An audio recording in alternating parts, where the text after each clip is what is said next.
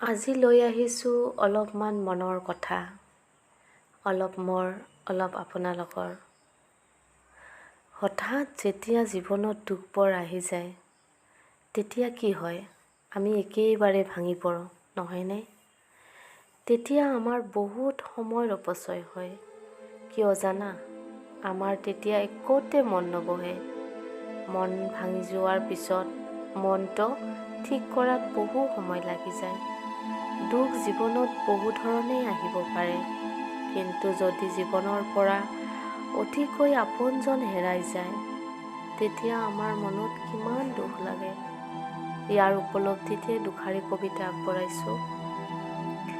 জানো জীৱনত দুখবোৰ হঠাৎ আহি যায়, মনে সহিব নোৱাৰে আৰু চকুৱে ৰখাই ৰাখিব নোৱাৰে। কিছু কথা ৰৈ গ'ল আধৰুৱা হৈ তোমাৰ চিৰবিদায়।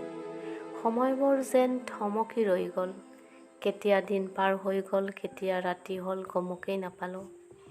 কেৱল তোমাৰ প্ৰতিচ্ছবি চকুত ৰৈ গ'ল।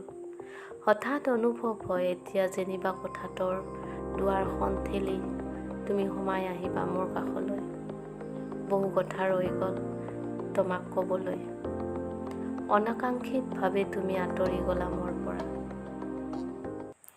মোৰ কবিতাখিনি আপোনালোকৰ যদি ভাল লাগিছে আৰু মোৰ ভিডিঅ'টো যদি ভাল লাগিছে আপোনালোকে প্লিজ ছাবস্ক্ৰাইব কৰিব, লগতে লাইক কৰি শ্বেয়াৰ কৰিবলৈ নাপাহৰিব।